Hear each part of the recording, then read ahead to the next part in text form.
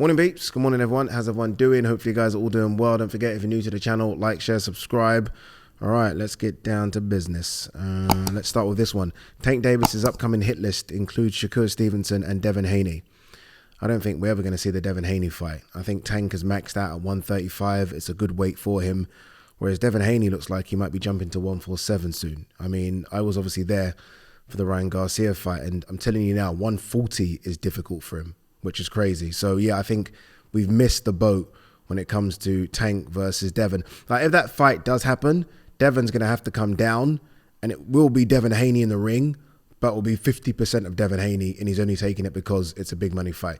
Look, the disappointing thing here is that there was a time when all of these guys were at 135. I think Shakur was still at 130, but Devin was there, Tia was there, Ryan was there, obviously, Loma was there, and you felt like at the time, Tank with the Floyd Mayweather connection was the A side in all of those fights and could have made all of those. Could have made all of those, and we only got Ryan. And look how big that fight was. And even that had that rehydration cap in it. So, look, I mean, it is disappointing. Obviously, look, we want to see Shakur Stevenson. That's the one, right?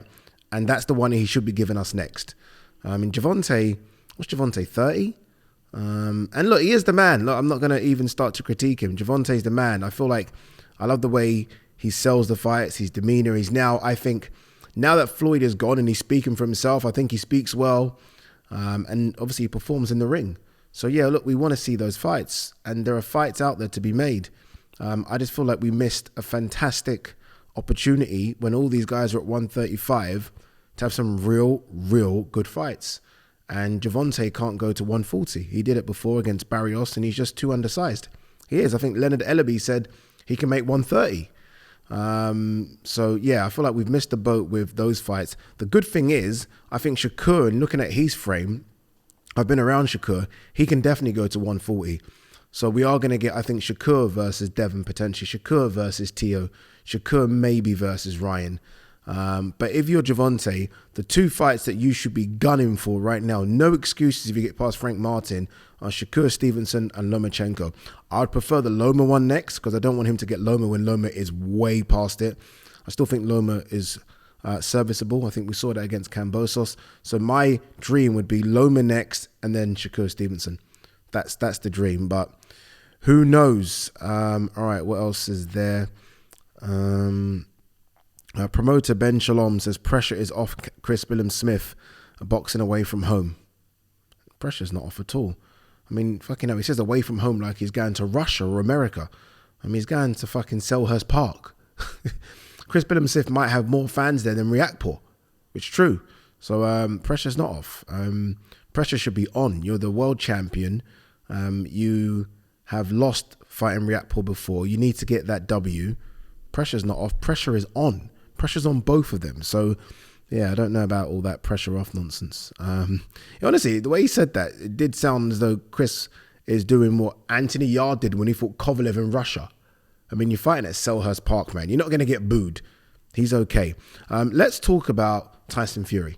Let's do that, right? A lot of you have reached out to me and said, Ade, have you seen the image or video of Tyson Fury sort of face planting outside, I think, a bar or a pub in Morecambe? Rumours are that he got kicked out for being a bit too drunk. What are my thoughts on it?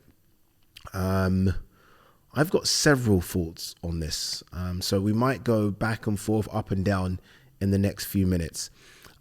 Look, if you were one of those fight fans that maybe thought Tyson Fury doesn't drink, then sorry to break the news. Tyson Fury likes to drink. Like a lot of fight fans, like a lot of fighters, a lot of sports people.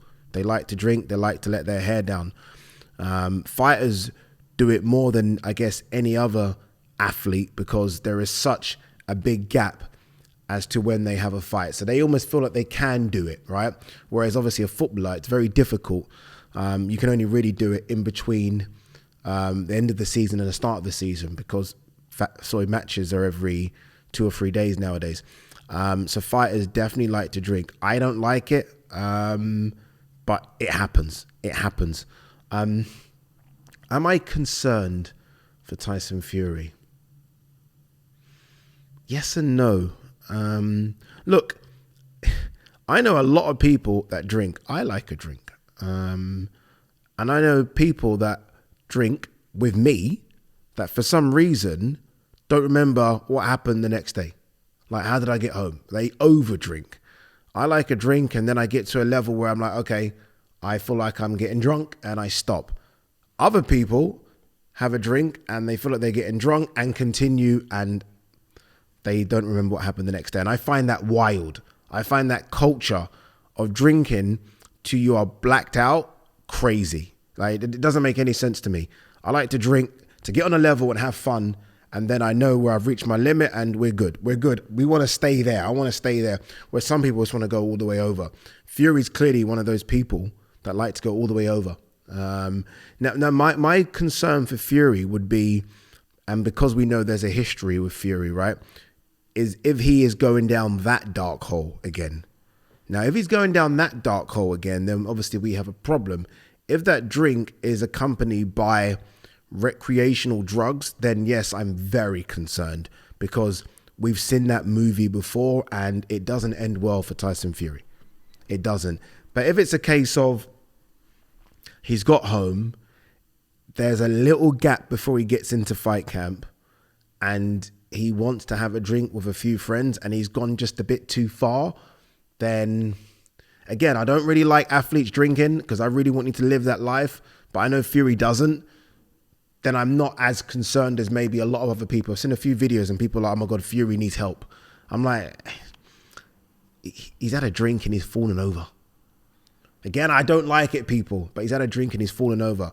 If this is a regular thing, an everyday thing, then we have a problem. If it's a case of, like, we all have stressful lives and we just think, fuck, I need a drink, and he's gone a bit too far whilst having that drink, it is what it is. It is what it is. Again, my concern would be if he's going down the same path he went down a few years ago. And I've always said, I was always concerned about Fury because of how was he going to handle the defeat? Because again, this is the guy that thought he couldn't get beat by anyone. And my thing was, all right, how is he going to be? Is he going to be okay? But I personally, and I haven't spoken to anyone, I think this is just a case of, fuck, it's been back to back to back camps. It's been a lot of build up. It's been a lot of promo. It's been back and forth to Saudi. It's been a lot, man. It's been a lot. It's a lot for us as just journos and broadcasters covering it, let alone the fighters. And maybe he's just thought, fuck, I just fancy a drink. And he's gone and had a drink and he's just gone that step too far. Again, it's a culture I don't get, but there'll be a few of you watching this. It's a culture that you understand well. I don't get it, but I think that's it. Yeah, I think that's it. You know what it is? I want to think that's it. I want to think that that's just it and there's nothing more to it. But again, if it's accompanied by recreational drugs, we might have a problem.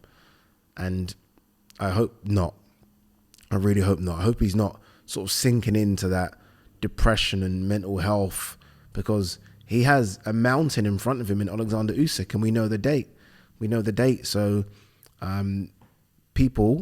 good people need to get around him. Obviously his wife's there, but you know, family and friends, and just say, all right, you all right? You good? Yeah? Just a night out? Yeah, we all have them. This is the funny thing. People that are making these videos saying he needs help, and I get it, but we all have a night out where we fucking, I'm never drinking again. We've all done it. And if you think that these athletes don't do it, then you're crazy. You're crazy. Because every single athlete, well, bullshit. I'd say about 90% of athletes like to let their hair down and go wild because they take it to such a limit with how strict they have to be to get into the best shape of their life. Like, after said event, they just fucking want to go crazy. That's normal. And I just hope it's normal for Tyson Fury. Fingers crossed, right? Fingers crossed. All right. That's my 2 pence on it anyway. You know what it is? Because I know Fury likes to drink, that's why. If that was AJ face planting, I'd be fucking concerned because I know AJ doesn't really drink like that. I'd be like, oh, what's going on with AJ? What's going on here? But because I know Fury likes to drink, I'm like, yeah, it kind of is what it is, isn't it? Kind of is what it is. All right. Is there anything else to talk about? What's this? Frank Martin on Tank Davis. I'm going to whoop his ass. Yeah, we'll talk about that another time. Tank Davis fails to arrive for grand arrivals. This motherfucker just does what he wants to do, innit? Literally, it's like, I do what I want to do, and that's it. I'm really looking forward to this Liam Perro versus Subriel Matthias fight. Is it Subriel Matthias or Subriel Matthias? But I'm really looking forward to it. This motherfucker, you see the face-off?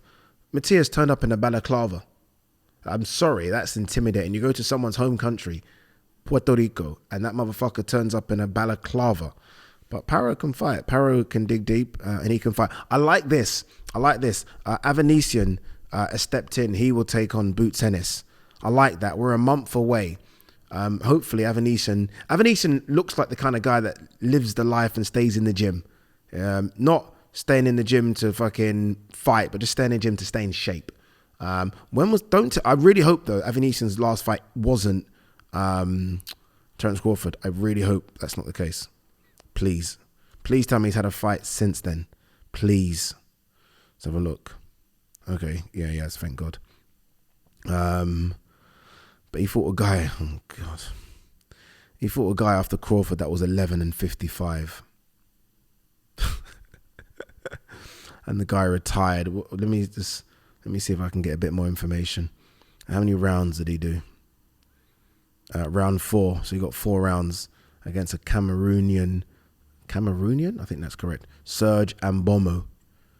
But look, there was a time when Avanesian was a very, very good fighter. I remember when he bashed up Josh Kelly. That was a while back. But it wasn't like he had a go against Crawford, but Crawford's Crawford. But I think it's a good replacement. And the show goes on. There are worse fighters you can get. I think Avanesian's solid.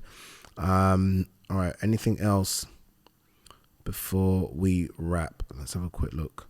I think that's kind of it, you know. What's this about Eubank? I just saw something about Eubank and I've lost it. 1 second, people. Stay with me. What was that about Eubank? Cornflake Lamanna open to fighting Eubank Jr. in Britain, but only after a vacation. Who the fuck is that? Is that a real name? Cornflake. Let's have a look. I'm not joking. I've never heard of this person in my life. Thomas Lamanna. How many fights has he had? Nickname Cornflake. 38-5. He's gone off a couple of good wins though. Fuck. He's not lost since 2021 when he got beat by Lara. His last fight was literally was 4 days ago when he stopped Juan Carlos Abreu. Okay. I can tell you now, just Chris Eubank Jr. is not fighting him. What's he going to get from fighting him? By the way, very quickly, I'm hearing so many big rumors about this AJ potentially Dubois September card. So yes, Inoue rumor isn't going away. Fraser Clark, Fabio Wardley potentially on the card as well. Hamza Shiraz on the card. And by the way, the Inoue thing, I heard from someone, and this isn't like in solid writing or anything. Nick Ball, Inoue jumping up, Nick Ball. Take my money right now.